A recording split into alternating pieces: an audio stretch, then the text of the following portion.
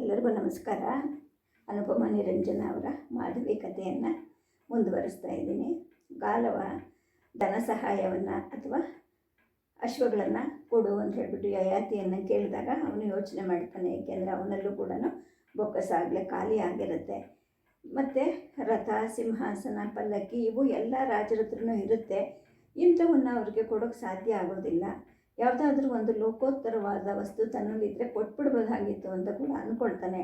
ತಕ್ಷಣ ಅವನಿಗೆ ಅವನ ಮಗಳ ಮಾಧವಿ ನೆನಪಾಗತ್ತೆ. ಇಷ್ಟೊಂದು ಲೋಕೋತ್ತರ ಚೆಲುವೆ ಅವಳನ್ನು ಯೋಗ್ಯವಾದ ರೀತಿಯಲ್ಲಿ ಸ್ವಯಂವರ ಮಾಡಿ ವಿವಾಹ ಮಾಡಬೇಕು ಅಂತ ಅಂದ್ಕೊಂಡಿರ್ತಾನೆ.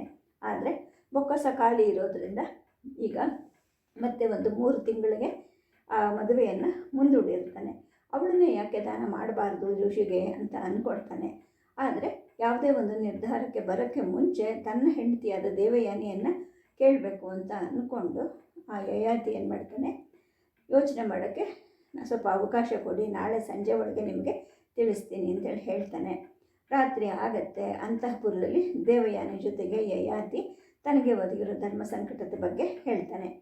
ಈ ದೇವಯಾನಿಗೆ ಮೊದಲಿಂದಲೂ ಕೂಡ ಮಾಧವಿಯನ್ನು ಕಂಡ್ರೆ ಅಷ್ಟೊಂದು ಇಷ್ಟ ಇರೋದಿಲ್ಲ, ಆದರ ಇರೋದಿಲ್ಲ. ಏಕೆಂದರೆ ಅವಳು ಸವತಿಯ ಮಗಳು, ಮಲಮಗಳು. ಹಾಗಾಗಿ ಅವಳು ತಕ್ಷಣ ಹೇಳ್ತಾಳೆ, ಅಯ್ಯೋ, ಬೊಕ್ಕಸದಲ್ಲಿ ಹಣ ಇಲ್ಲ ಅಂತ ಹೇಳ್ತಾ ಇದ್ದೀರಾ, ಮಾಧವಿ ಸ್ವಯಂವರ ಏರ್ಪಾಡು ಮಾಡಿದ್ರೆ ಅದಕ್ಕೆ ದುಡ್ಡು ಕಾಸು ಎಲ್ಲ ಬೇಕಾಗತ್ತೆ.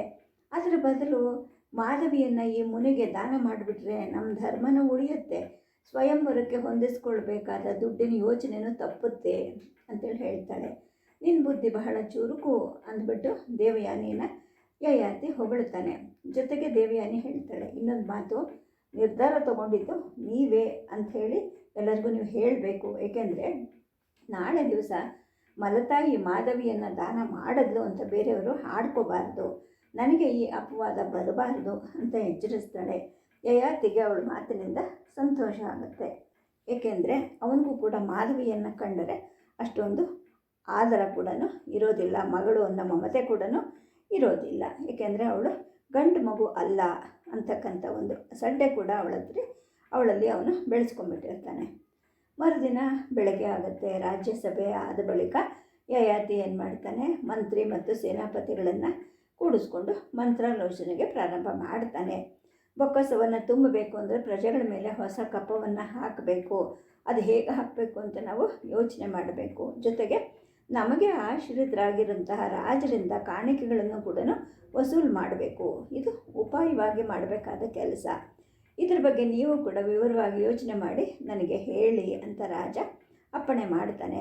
ಇನ್ನು ಸಂಜೆ ಆಗುತ್ತೆ. ಗಾಲವ ಋಷಿ ಬರ್ತಾನೆ. ರಾಜ ಅವನನ್ನು ಗೌರವದಿಂದ ಎದುರುಗೊಂಡು ಉಪಚಾರ ಮಾಡ್ತಾನೆ. ಗಾಲವನ ಮುಖ ಸ್ವಲ್ಪ ಕಳೆಗೊಂದಿರುತ್ತೆ. ಇದನ್ನು ಯಯಾತಿ ಗಮನಿಸ್ತಾನೆ. ಜೊತೆಗೆ ಈ ಒಂದು ಚಿಂತೆ ಕಳೆಯುವಂತಹ ಒಂದು ಔಷಧಿ ತನ್ನಲ್ಲಿದೆ ಅಂತ ಅಂದ್ಕೊಂಡು ನಸು ನಗ್ತಾ ಹೇಳ್ತಾನೆ, ಮುನಿಗಳೇ, ಯಾಗ ಇಷ್ಟಿಗಳಿಂದ ಮಾಡಿ ನನ್ನ ಭಂಡಾರ ಖಾಲಿಯಾಗಿದೆ. ಆದರೆ ನಿಮ್ಮನ್ನು ಬರೀ ಕೈಯಲ್ಲಿ ಕಳಿಸೋದು ಕೂಡ ಧರ್ಮಹಿತ ಅಲ್ಲ. ನನಗೆ ಸರ್ವಾಂಗ ಸುಂದರಿ ಮತ್ತು ಸಕಲ ವಿದ್ಯಾ ಸಂಪನ್ನಳು ಆಗಿರ್ತಕ್ಕಂತಹ ಒಬ್ಬ ಮಗಳಿದ್ದಾಳೆ. ಅವಳ ಹೆಸರು ಮಾಧವಿ ಅಂತ. ಅವಳನ್ನು ನಿಮ್ಮ ವಶಕ್ಕೆ ಕೊಡ್ತೀನಿ. ದೇವ, ಅಪ್ಸರ, ಗಂಧರ್ವ ಇವರೆಲ್ಲರಿಗಿಂತ ಮಿಗಿಲಾದ ಸೌಂದರ್ಯ ಇರ್ತಕ್ಕಂತಹ ಈ ಮಾಧವಿಯನ್ನು ನೀವು ಯಾರಾದರೂ ಪುಣ್ಯಾತ್ಮ ರಾಜನಿಗೆ ಕೊಟ್ಟು ನಿಮ್ಮ ಗುರುದಕ್ಷಿಣೆಗೆ ಬೇಕಾದ ಅಶ್ವಗಳನ್ನು ಅಥವಾ ಕನ್ಯಾಶುಲ್ಕವನ್ನು ಪಡ್ಕೊಳ್ಳಿ ಅಂಥೇಳಿ ಹೇಳ್ತಾನೆ. ಅಂದರೆ ಈ ಗಾಲವನಿಗೆ ಸ್ವಲ್ಪ ನಿರಾಸೆ ಆಗುತ್ತೆ. ಹಣ ಅಥವಾ ಅಶ್ವಗಳನ್ನು ಕೊಡ್ತೀನಿ ಅಂತ ಹೇಳಿದೆ ಇವನು ಮಗಳನ್ನು ಕೊಡ್ತೀನಿ ಅಂತ ಇದ್ದಾನಲ್ಲ ಅನ್ಸುತ್ತೆ ಅವನಿಗೆ. ಬೇಡ ಅಂತ ಅನ್ಲಿಕ್ಕೆ ಇನ್ನು ಅದು ದಕ್ಕದಿದ್ದರೆ ಏನು ಮಾಡಬೇಕು? ಎಲ್ಲ ತಂದೆ ತಾಯಿಯಂದರೂ ಕೂಡ ತಮ್ಮ ಮಕ್ಕಳನ್ನು ಹೊಗಳುತ್ತಾರೆ. ಆದರೂ ಕೂಡ ತಾನು ಒಂದು ಸತಿ ಮಾಧವಿಯನ್ನು ನೋಡಿಕೊಂಡು ಮುಂದಿನ ಕ್ರಮವನ್ನು ತಗೋಬೇಕು ಅಂತ ನಿರ್ಧಾರ ಮಾಡಿಕೊಳ್ಳೋದು ಒಳ್ಳೆಯದು ಅಂತ ಅವನಿಗನ್ಸುತ್ತೆ. ನಿಮ್ಮ ಮಗಳನ್ನು ನಾನು ಒಂದು ಸತಿ ನೋಡಬಹುದಾ ಅಂತ ಕೇಳ್ತಾನೆ. ಆಗಲಿ, ಹಾಗೆ ಮಾಡಿ ಅಂದ್ಬಿಟ್ಟು ಯಯಾತಿ ತನ್ನ ಪಕ್ಕದಲ್ಲಿ ನಿಂತು ಚಾಮರ ಬೀಸ್ತಿದ್ದಂತಹ ದಾಸಿಗೆ ಅದನ್ನು ನಿಲ್ಲಿಸು ಅಂತ ಹೇಳಿ ಹೋಗಿ ತಕ್ಷಣ ರಾಜಕುಮಾರಿಯನ್ನು ಕರ್ಕೊಂಡು ಬಾ ಅಂತ ಆಜ್ಞಾಪಿಸ್ತಾನೆ. ಚಾಮರವನ್ನು ಗೋಡೆ ಪಕ್ಕಕ್ಕಿಟ್ಟು ಆ ದಾಸಿ ಹೊರಗಡೆಗೆ ಹೊರಡ್ತಾಳೆ. ದಾಸಿ ಮಾಧವಿಯ ಅಂತಃಪುರಕ್ಕೆ ಬರ್ತಾಳೆ. ಅಲ್ಲಿ ಮಾಧವಿ ಮತ್ತು ಚಾರುನೇತ್ರ ಇಬ್ಬರೂ ವೀಣೆಗಳನ್ನು ನುಡಿಸೋದ್ರಲ್ಲಿ ಮಗ್ನರಾಗಿರ್ತಾರೆ. ಸರಿ, ಬಂದಂತಹ ಈ ದಾಸಿ ಮಾತು ಕೇಳ್ತಿದ್ದಂಗೆ ವೀಣೆಗಳು ತಮ್ಮ ಸದ್ದನ್ನು ನಿಲ್ಲಿಸುತ್ತವೆ. ಮಾಧವಿ ಎದ್ದು ನಿಂತ್ಕೊಳ್ತಾಳೆ, ತನ್ನ ಉಡುಪನ್ನು ಸರಿ ಮಾಡ್ಕೊಳ್ತಾಳೆ. ತಂದೆ ತನಗೋಸ್ಕರ ಎಂದೂ ಹೇಳಿ ಕಳಿಸ್ದವರಲ್ಲ, ಇವತ್ತು ಯಾಕೆ ಕರೆದಿರಬಹುದು, ಬಹುಶಃ ಯಾರಾದರೂ ರಾಜ್ಕುಮಾರ ಬಂದಿರಬೇಕು ಅಂಥೇಳಿ ಅಂದ್ಕೊಳ್ತಾಳೆ. ತಂದೆ ಜೊತೆಗೆ ಯಾರಿದ್ದಾರೆ ಅಂತ ದಾಸಿಯನ್ನು ಕೇಳ್ತಾಳೆ. ಅಲ್ಲಿ ನಡೆದಿದ್ದ ಮಾತುಕತೆಯನ್ನೆಲ್ಲ ಈ ದಾಸಿ ಕೇಳಿಸ್ಕೊಂಡಿರ್ತಾಳೆ. ಅವಳಿಗೆ ದುಃಖನೂ ಕೂಡ ಆಗತ್ತೆ. ಮುನಿಗಳಿದ್ದಾರೆ ಅಂತೇಳಿ ಹೇಳ್ತಾಳೆ.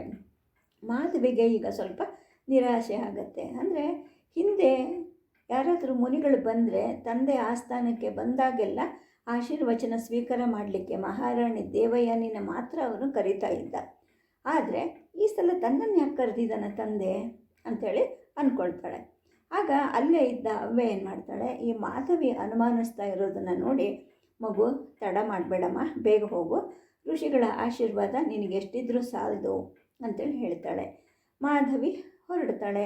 ಅವಳ ಕಾಲಿನ ನೂಪುರದ ಗೆಜ್ಜೆಗಳು ಜಣ್ ಜಣ್ ಅಂತ ಸದ್ದು ಮಾಡುತ್ತವೆ. ಕುತೂಹಲದಿಂದ ಚಾರುನೇತ್ರನು ಅವಳನ್ನು ಹಿಂಬಾಲಿಸ್ತಾಳೆ. ಇನ್ನು ಮಾಧವಿ ಮಂತ್ರಾಲೋಚನ ಶಾಲೆಗೆ ಹೊರಡ್ತಾಳೆ. ಚಾರುನೇತ್ರೆ ಒಳಗಡೆ ಏನು ನಡೆಯುತ್ತೆ ಅಂತ ನೋಡಲಿಕ್ಕೋಸ್ಕರ ಬಾಗಿಲ ಹಿಂದೆ ಅಡಕ್ಕೊಂಡು ನಿಂತ್ಕೊಳ್ತಾಳೆ. ಮಾಧವಿ ತಂದೆಗೆ ನಮಸ್ಕಾರ ಮಾಡ್ತಾಳೆ. ಆಮೇಲೆ ಅಲ್ಲಿದ್ದ ಮುನಿ ಗಾಲವನಿಗೂ ಕೂಡ ನಮಸ್ಕಾರ ಮಾಡ್ತಾಳೆ. ವಿವಾಹ ಪ್ರಾಪ್ತಿರಸ್ತು ಅಂತ ಗಾಲವ ಅವಳನ್ನು ಹರಿಸ್ತಾನೆ.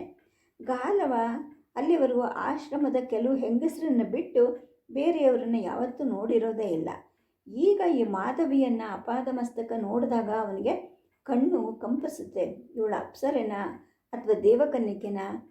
ಯಯಾತಿ ಹೇಳಿರೋ ರೂಪ ವರ್ಣನೆಯಲ್ಲಿ ಏನು ಉತ್ಪ್ರೇಕ್ಷಣೆ ಇಲ್ಲವಲ್ಲ, ಇವಳಿಂದ ತನ್ನ ಗುರುದಕ್ಷಿಣೆ ಸುಲಭವಾಗಿ ದೊರಕುತ್ತೆ ಅಂತ ಅವನಿಗೆ ಧೈರ್ಯ ಬರುತ್ತೆ.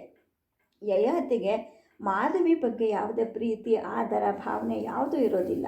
ಹಾಗಾಗಿ ಅವನು ನಿರ್ವಿಕಾರವಾಗಿ ಹೀಗೆ ಹೇಳ್ತಾನೆ, ಮಾಧವಿ, ಇವರು ಗಾಲವ ಮುನಿಗಳು ಅಂತ, ಇವರ ಗುರುದಕ್ಷಿಣೆಗೋಸ್ಕರ ನಿನ್ನನ್ನು ಅವ್ರಿಗೆ ದಾನವಾಗಿ ಕೊಟ್ಟಿದ್ದೀನಿ ಅಂತ ಹೇಳ್ತಾನೆ. ಈ ಮಾತು ಕೇಳಿ ಮಾಧವಿಗೆ ದಿಗ್ಭ್ರಮೆ ಆಗುತ್ತೆ. ತಾನಿಲ್ಲಿಗೆ ಬಂದದ್ದು ಹರಕೆ ನುಡಿಗಳಿಗೆ, ಈ ಋಷಿಗಳು ಆಶೀರ್ವಚನ ಮಾಡ್ತಾರೆ ಅಂತ ನಾನು ಬಂದರೆ ಇಲ್ಲಿ ಕೇಳ್ತಾ ಇರೋದು ಶಾಪದಂತಹ ಮಾತುಗಳಲ್ಲ. ಇನ್ನು 3 ತಿಂಗಳಲ್ಲಿ ಮದುವೆ ಆಗುತ್ತೆ ಅಂತ ನಾನು ಅಂದ್ಕೊಂಡಿದ್ರೆ ನನ್ನನ್ನು ಅಪ್ಪ ಈಗಲೇ ದಾನ ಮಾಡ್ತಾ ಇದ್ದಾರಲ್ಲ ಅಂದ್ಕೊಳ್ತಾಳೆ. ತಕ್ಷಣ ಪ್ರತಿಭಟನೆ ದನಿಯಲ್ಲಿ ಅಪ್ಪ ಅಂತ ಏನೋ ಹೇಳೋಕ್ಕಿಂತ ಹೊರಡ್ತಾಳೆ. ಆದರೆ ಯಯಾತಿ ಮಧ್ಯದಲ್ಲೇ ಬಾಯಿ ಆಗ್ತಾನೆ. ಮಾಧವಿ, ನಾನು ಧರ್ಮಬಂಧನಕ್ಕೆ ಕಟ್ಟಿಬಿದ್ದುಬಿಟ್ಟಿದ್ದೀನಿ, ಇನ್ನು ಮೇಲೆ ನೀನು ಈ ಗಾಲವರ ವಸ್ತು ಅಂಥೇಳಿ ಹೇಳಿಬಿಡ್ತಾನೆ. ಮಾಧವಿ ಗಾಲವನ ಕಡೆ ತಿರುಗ್ಕೊಂತಾಳೆ. ಅವಳ ಕಣ್ಣಲ್ಲಿದ್ದ ತಿರಸ್ಕಾರವನ್ನು ಮತ್ತು ಯಯಾತಿ ಮುಖದಲ್ಲಿದ್ದ ಅಸಹಾಯಕತೆಯನ್ನು ಈ ಗಾಲವ ಗಮನಿಸಿರ್ತಾನೆ. ಇನ್ನು ತಾನೇನಾದರೂ ಸುಮ್ಮನೆ ವೇಳೆ ಕಳೆದ್ರೆ ಈ ತಂದೆ ಅಥವಾ ಮಗಳು ಯಾರು ಬೇಕಾದರೂ ಮನಸ್ಸು ಬದಲಾಯಿಸ್ಬಿಡ್ಬೋದು, ತನ್ನ ಕೆಲಸ ಆಗಲ್ಲ ಅಂತ ಹೆದರ್ಕೊಳ್ತಾನೆ. ತಕ್ಷಣ ಮಹಾರಾಜ, ನಾನು ಬಂದು ಕೆಲಸ ಆಯಿತು, ನಾನಿನ್ನು ನಾಳೆನೇ ಹೊರಡ್ತೀವಿ, ಮಾಧವಿ ಕೂಡ ನನ್ನ ಜೊತೆ ಬರೋಕ್ಕೆ ಸಿದ್ಧವಾಗಲಿ ಅಂತ ಹೇಳಿಬಿಟ್ಟು ಹೇಳ್ತಾನೆ. ಈ ಮಾತುಗಳನ್ನು ಕೇಳಿ ಮಾಧವಿಗೆ ತಲೆ ಸುತ್ತಿದ ಅನುಭವ ಆಗುತ್ತೆ. ಭಯ, ಕೋಪ, ತಿರಸ್ಕಾರ, ಸಂಕಟ ಅವಳನ್ನು ಅಲ್ಲಿಂದ ದೂಡಿದ್ವಾ ಅನ್ನೋ ಹಾಗೆ ರಭಸದಿಂದ ಹೊರಗೆ ಓಡಿ ಬರ್ತಾಳೆ. ಬಾಗಿಲು ದಾಟ ಹೊತ್ತಿಗೆ ಅಲ್ಲಿ ಚಾರುನೇತ್ರೆ ನಿಂತಿರ್ತಾಳಲ್ಲ, ಅವಳು ಇವಳನ್ನು ತಬ್ಬಿ ಹಿಡಿತಾಳೆ. ಚಾರುನೇತ್ರೆ ಹೆಗಲ ಮೇಲೆ ಮಾಧವಿ ಮುಖವನ್ನು ಇಡ್ತಾಳೆ, ಅಳೋದಕ್ಕೆ ಶುರು ಮಾಡ್ತಾಳೆ. ತನ್ನ ಗೆಳತಿಗೆ ಒದಗಿರೋ ಈ ದುರ್ವಸ್ಥೆಯನ್ನು ಕಂಡು ಚಾರುನೇತ್ರೆ ಕಣ್ಣಲ್ಲೂ ಕೂಡ ತುಂಬ ನೀರು ಸುರಿಯೋಕ್ಕೆ ಶುರುವಾಗುತ್ತೆ. ಇನ್ನು ನಗ್ತಾ ಹೋದವರು ಇಷ್ಟೊಂದು ಅಳ್ತಾ ಬರ್ತಾ ಇದ್ದಾರಲ್ಲ ಅಂತ ನೋಡಿಬಿಟ್ಟು ಅವ್ವೆಗೆ ತುಂಬ ಗಾಬರಿ ಆಗುತ್ತೆ. ಆಗ ಚಾರುನೇತ್ರೆ ಏನು ಮಾಡ್ತಾಳೆ, ಅಲ್ಲಿ ನಡೆದಿದ್ದೆಲ್ಲ ಹೇಳ್ತಾಳೆ. ಆವಾಗ ಅವ್ವೆಗೂ ಕೂಡ ಸಂಕಟ ಶುರುವಾಗುತ್ತೆ. ಮಹಾರಾಜರು ಇಂಥ ಕೆಲಸ ಮಾಡೋದಾ? ರಾಜಕುಮಾರಿಯನ್ನು ಮುನಿಯೊಬ್ಬನಿಗೆ ದಾನ ಕೊಡೋದು ಅಂದರೆ ಏನರ್ಥ? ಅದಕ್ಕೆ ಬದಲಾಗಿ 16 ವರ್ಷಗಳ ಕೆಳಗಡೆ ಅವಳು ಹುಟ್ಟಿದಾಗಲೇ ಈ ಮಗುವನ್ನು ಗಂಗೆಗೆ ಎಸೆದ್ಬಿಟ್ಟಿದ್ರೆ ಆಗೋಗ್ತಿತ್ತಲ್ಲ. ತಾನು ಇವಳನ್ನು ಬೆಳೆಸಿ ದೊಡ್ಡದು ಮಾಡಿ ಈ ಸಂಕಟ ಪಡೋದು ಎಲ್ಲ ತಪ್ಪಿತ್ತಲ್ಲ ಅಂತ ಅವ್ವೆ ಅಂದ್ಕೊತಾಳೆ. ಮಾಧವಿ ತಲೆಯನ್ನು ನೇವರಿಸ್ತಾಳೆ. ಮಗು ಅಳಬೇಡಮ್ಮ ಅಂತ ಸಮಾಧಾನ ಮಾಡ್ತಾಳೆ. ಆದರೆ ಅಳೋ ಮಾಧವಿಯನ್ನು ಮತ್ತು ಅವಳ ಸುತ್ತಲೂ ಕಣ್ಣೀರು ಗರಿತಾ ಕೂತಿದ್ದ ಸಖಿ ವೃಂದವನ್ನು ನೋಡಿ ಅವ್ವೆಗೂ ಕೂಡ ದುಃಖ ಒತ್ತರಿಸಿ ಬರುತ್ತೆ. ಮಹಾರಾಜರು ಧರ್ಮಿಷ್ಠರೇ ಇರಬಹುದು, ಆದರೆ ಹೃದಯನೇ ಇಲ್ಲದೇ ಇರೋರು ಅವರು. ಹೆತ್ತ ಕುಡಿಯನ್ನು ಹೀಗೆ ಯಾರೋ ಮುನಿಗೆ ಕೊಟ್ಟು ಬಿಡ್ತಾರ? ಯಾವ ತಂದೆನೂ ಈ ಥರ ಮಾಡಿದ್ದನ್ನು ನಾನು ಯಾವತ್ತೂ ಕಂಡೂ ಇಲ್ಲ, ಕೇಳೂ ಇಲ್ಲ ಅಂತ ಅವ್ವೆ ಹೇಳ್ತಾಳೆ. ಆಗ ಮಾಧವಿ ಕೂಡ ಯೋಚನೆ ಮಾಡೋಕ್ಕೆ ಶುರು ಮಾಡ್ತಾಳೆ. ಅಲ್ಲ, ನಿನ್ನೆ ಮೊನ್ನೆ ತಾನೇ ನಾನು ಎಂತೆಂಥ ಕನಸು ಕಂಡನಲ್ಲ, ಯಾರೋ ರಾಜ್ಕುಮಾರ ಬರ್ತಾನೆ ನನ್ನ ಕೈ ಹಿಡಿತಾನೆ ಅಂತ ನಾನು ಅಂದ್ಕೊಂಡೆ. ಈಗ ನೋಡಿದ್ರೆ ನನ್ನ ಬದುಕಲ್ಲಿ ಎಂಥ ವಿಪರ್ಯಾಸ ಬಂತಲ್ಲ. ಒಂದು ವೇಳೆ ಈ ಮುನಿ ಹಿಂದೆ ನಾನು ಹೋಗೋದಿಲ್ಲ ಅಂತ ಅಂದರೆ ಏನಾಗುತ್ತೆ? ಅಪ್ಪನ ಮಾತಿಗೆ ತಪ್ಪದ ಹಾಗಾಗತ್ತೆ. ಆದರೆ ಒಬ್ಬ ಮುಗ್ಧೆಯ ಬದುಕಿಗಿಂತ ಈ ಮಹಾರಾಜನ ಮಾತು ದೊಡ್ಡದಾ, ಪ್ರತಿಭಟನೆ ಮಾಡಲಾ ಅಂತ ಕೂಡ ಅಂದ್ಕೊಳ್ತಾಳೆ. ಆಗ ಅವ್ವೆ ದುಃಖದಿಂದ ಹೇಳ್ತಾಳೆ, ಮಗು, ನಾನು ಮತ್ತು ನಿನ್ನ ಈ ಸಖಿಯರು ಬಿಟ್ಟರೆ ನಿನ್ನ ಪರವಾಗಿ ವಾದ ಮಾಡೋಕ್ಕೆ ಯಾರೂ ಬರೋದಿಲ್ಲಮ್ಮ. ರಾಜರ ವಿರುದ್ಧ ನಿಲ್ಲೋ ಧೈರ್ಯ ಯಾರಿಗಿದೆ ಹೇಳು ಅಂತ ಹೇಳಿದಾಗ ಮಾಧವಿ ಹೇಳ್ತಾಳೆ, ದೇವಯ್ಯನೇ ಚಿಕ್ಕಮ್ಮ ಬರಬಹುದಾ ಅಂತ. ಆಗ ಅವ್ವೆ ಹೇಳ್ತಾಳೆ, ಇಲ್ಲಮ್ಮ, ಅವಳು ನಿನಗೆ ಚಿಕ್ಕಮ್ಮ, ನಿನ್ನ ಹೆತ್ತ ತಾಯಿ ಅಲ್ಲ. ಹೆತ್ತ ತಾಯಿ ಆಗಿದ್ದರೆ ಇದನ್ನು ತಡೀತಿದ್ಲು ಅಂತ ಅವ್ವೆ ಹೇಳ್ತಾಳೆ. ಆಗ ಮಾಧವಿಗೂ ಕೂಡ ಅದು ನಿಜ ಅನಿಸುತ್ತೆ. ತಾನು ಹೋಗೋದಿಲ್ಲ ಅಂತ ಏನಾದರೂ ಹಠ ಮಾಡಿದ್ರೆ ಅಪ್ಪ ನನ್ನ ಹೆಡೆಮುರಿ ಕಟ್ಟಿ ಕುದುರೆ ಮೇಲೆ ಹಾಕಾದರೂ ಆತನ ಹಿಂದೆ ಕಳಿಸ್ತಾರೆ. ಇಷ್ಟು ಅವಮಾನ ನನಗಾಗಬೇಕಾ? ನಾನು ರಾಜ್ಕುಮಾರಿ ಆಗದೆ ಯಾರಾದರೂ ಬಡವ್ರ ಮನೆಯಲ್ಲಿ ಹುಟ್ಟಿದ್ದಿದ್ರೆ ಇಂತಹ ಅವಸ್ಥೆ ಬರ್ತಾ ಇರಲಿಲ್ವಾ ಅಂದ್ಕೊತಾಳೆ. ಆಗ ಅವ್ವೆ ಹೇಳ್ತಾಳೆ, ಇಲ್ಲ ಮಗು, ಎಲ್ಲಿ ಹುಟ್ಟಿದ್ರೂ ಕೂಡ ಹೆಣ್ಮಕ್ಳಿಗೆ ದುಃಖ ಅನ್ನೋದು ತಪ್ಪಿದ್ದೇ ಅಲ್ಲ, ಇದು ಹೆಣ್ಮಕ್ಳಿಗೆ ಕಟ್ಟಿಟ್ಟದ್ದು ಅಂತ ಹೇಳ್ತಾಳೆ. ಮಾಧವಿಗೆ ಆಯಾಸ ಅನಿಸುತ್ತೆ. ಹತ್ತಿರದಲ್ಲೇ ಇದ್ದ ಒಂದು ಆಸನದಲ್ಲಿ ಕೂತ್ಕೊತಾಳೆ. ಹತ್ತು ಅವಳ ಕಣ್ಣು ಮುಖ ಎಲ್ಲ ಊದ್ಬಿಟ್ಟಿರುತ್ತೆ. ಸುತ್ತಲೂ ಕೂಡ ಸಖಿಯರು ಕೂತಿರ್ತಾರೆ. ಸ್ವಲ್ಪ ಹೊತ್ತಿನ ಹಿಂದೆ ತಾನೇ ಜೋಡಿ ವೀಣೆಗಳ ನಿನಾದದಿಂದ ನಲಿಯುತ್ತಿದ್ದಂತಹ ಆ ಸ್ಥಳ ಈಗ ದುಃಖದ ತವರ್ಮನೆಯಾಗಿರುತ್ತೆ. ತನಗೆ ಬೇರೆ ಯಾವ ದಾರಿನೂ ಇಲ್ವಲ್ಲ ಅಂತ ಮಾಧವಿ ಅಂದ್ಕೊಳ್ತಾಳೆ. ಇನ್ನೇನು ಮಾಡೋದು? ತಂದೆ ಮಾತಿಗೆ ಬೆಲೆ ಕೊಟ್ಟೆ ಅನ್ನೋ ಕೀರ್ತಿನಾದರೂ ತನಗೆ ಬರಲಿ. ಇನ್ನು ಚಕಾರನೂ ಎತ್ತದೆ ಈ ಮುನಿ ಹಿಂದೆ ನಾನು ಹೊರಟು ಬಿಡ್ತೀನಿ. ಅವನು ನನ್ನನ್ನು ಎಲ್ಲಿ ಕರ್ಕೊಂಡು ಹೋಗ್ತಾನೋ ಗೊತ್ತಿಲ್ಲ. ನನಗೆ ಹೃದಯ ಅಥವಾ ವ್ಯಕ್ತಿತ್ವ ಇದೆ ಅನ್ನೋದನ್ನು ನಾನು ಮರೆತು ಬಿಡ್ತೀನಿ. ಕನಸುಗಳಿಗೆ ಗೋರಿ ಕಟ್ಟಿಬಿಡ್ತೀನಿ ಅಂತ ಕೂಡ ಮನಸ್ಸಿನಲ್ಲಿ ನಿರ್ಧಾರ ಮಾಡಿಕೊಳ್ತಾಳೆ. ಚಾರುನೇತ್ರೆ ಮಾಧವಿಯ ಕೈಗಳನ್ನು ಹಿಡಿದು ಬೇಡ್ಕೊತಾಳೆ, ಮಾಧವಿ, ನಾನು ನಿನ್ನ ಜೊತೆ ಬರ್ತೀನಿ ಅಂತ. ಆದರೆ ಮಾಧವಿ ಒಪ್ಪೋದಿಲ್ಲ. ಬೇಡ, ನನ್ನ ಕಷ್ಟ ನನ್ನ ಪಾಲ್ಗಿರಲಿ. ಸುಖ ಅನ್ನೋದು ಇದ್ದಿದ್ದರೆ ನಿನ್ನನ್ನು ಕರ್ಕೊಂಡು ಹೋಗ್ತಿದ್ದೆ. ಆದರೆ ಈಗ ಆ ಧೈರ್ಯ ನನಗಿಲ್ಲ ಚಾರು ಅಂತ ಹೇಳ್ತಾಳೆ. ಅಂತಹ ಸಂಕಟದಲ್ಲೂ ಕೂಡ ಅವಳಿಗೆ ಒಳಿತನ್ನೇ ಬಯಸ್ತಾ ಇರ್ತಾಳೆ. ಅವಳು ಹೇಳ್ತಾಳೆ, ಮಗು, ಸಮಾಧಾನ ಮಾಡ್ಕೊಮ್ಮ, ದೇವ್ರ ದಯ ಇದ್ದರೆ ಯಾರಾದರೂ ಒಳ್ಳೆ ಪುಣ್ಯಾತ್ಮ ನಿನಗೆ ಸಿಗಬಹುದು ಅಂತ ಹೇಳ್ತಾಳೆ. ಮಾಧವಿ ಮರು ಮಾತಾಡೋದಿಲ್ಲ. ಏಕೆಂದರೆ ಆ ಬಗ್ಗೆ ಯೋಚನೆ ಮಾಡೋ ಶಕ್ತಿನೇ ಅವಳಲ್ಲಿ ಕುಂದಿ ಹೋಗಿರುತ್ತೆ. ಎಂದಿನ ಹಾಗೇ ಚಿನ್ನದ ತಟ್ಟೆ ಮುಂದೆ ಊಟಕ್ಕೆ ಕೂತ್ಕೊಳ್ತಾಳೆ. ಆದರೆ ಒಂದು ತುತ್ತು ಅವಳ ಗಂಟ್ಲಲ್ಲಿ ಇಳಿಯೋದಿಲ್ಲ. ಬಟ್ಟಲಲ್ಲಿದ್ದ ಹಾಲನ್ನು ಗಟಗಟನೆ ಕುಡಿತಾಳೆ. ಅಲ್ಲಿಂದ ಮೇಲೇಳ್ತಾಳೆ.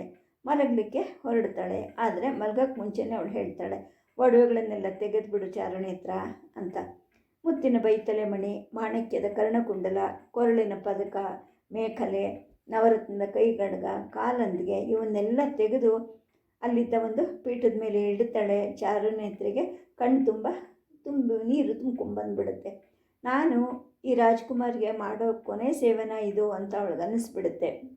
ಮಾಧವಿ ಅವ್ವೆಗೆ ಹೇಳ್ತಾಳೆ, ಅವ್ವೆ, ಪ್ರಯಾಣಕ್ಕೆ ಅಂತ 2 ನಾರುಮಡಿ ತರಿಸಿಟ್ಬಿಡು, ಇನ್ನೇನು ಬೇಡ ಅಂತ ಹೇಳಿದಾಗ ಅವ್ವೆಗೆ ಸಂಕಟ ತಡೆಯೋಕ್ಕಾಗೋದಿಲ್ಲ. ಅವಳನ್ನು ಬಾಚಿ ತಬ್ಬಿಕೊಂಡು ಗಟ್ಟಿಯಾಗಿ ಅಳಕ್ಕೆ ಶುರು ಮಾಡ್ತಾಳೆ. ಮಾಧವಿ ಮನಸ್ಸು ಮಾತ್ರ ಕಲ್ಲಾಗಿರುತ್ತೆ. ಅವಳ ಕಣ್ಣಿಂದ ಒಂದು ಹನಿ ನೀರು ಕೂಡ ಬೀಳೋದಿಲ್ಲ. ಅವ್ವೆ, ನೀನು ಹೀಗೆ ಮಾಡಿದ್ರೆ ಹೇಗೆ? ನಾನು ಮದುವೆ ಆಗಿ ಹೋಗಿದ್ದೀನಿ ಅಂತ ಅನ್ಕೋ. ನಾನು ಮದುವೆ ಆಗಿ ಹೋಗಿದ್ರೆ ನನ್ನನ್ನು ಸುಖವಾಗಿ ಕಳಿಸ್ತಾ ಇರಲಿಲ್ವ ನೀನು? ಹಾಗೆ ಅನ್ಕೋ. ಆವಾಗ ನಿನಗೆ ಈ ದುಃಖನೂ ಆಗೋದಿಲ್ಲ. ನನ್ನನ್ನು ಮರೆತು ಬಿಡು, ಆಮೇಲೆ ಏನೂ ಕಷ್ಟ ಆಗಲ್ಲ ನಿನಗೆ ಅಂಥೇಳಿ ಹೇಳ್ತಾಳೆ. ಮರುದಿನದ ಪ್ರಯಾಣಕ್ಕೆ ಎಲ್ಲ ಸಿದ್ಧತೆಗಳನ್ನು ಮಾಡಿಕೊಂಡು ಮಲಗಲಿಕ್ಕೆ ಅಂತೇಳಿ ಹೋಗ್ತಾಳೆ. ಆದರೆ ನಿದ್ದೆ ಅವಳಿಂದ ಎಲ್ಲೋ ದೂರ ಓಡಿ ಹೋಗಿರುತ್ತೆ. ಆದರೂ ಕಷ್ಟಪಟ್ಟು ಕಣ್ಣುಗಳನ್ನು ಮುಚ್ಕೊಳ್ಳೋಕ್ಕೆ ಪ್ರಯತ್ನ ಮಾಡಿ ಮರುದಿನದ ಬೆಳಗಿನ ಬಗ್ಗೆ ಏನಾಗುತ್ತೋ, ಹೇಗಾಗುತ್ತೋ, ಹೇಗಿರುತ್ತೋ ಅನ್ನೋ ಆತಂಕದಿಂದ ಮಾಧವಿ ನಿದ್ದೆ ಮಾಡಲಿಕ್ಕೆ ಪ್ರಯತ್ನ ಮಾಡ್ತಾಳೆ. ಸದ್ಯಕ್ಕೆ ಕಥೆಯನ್ನು ನಿಲ್ಲಿಸಿರ್ತೀನಿ. ನಮಸ್ಕಾರ.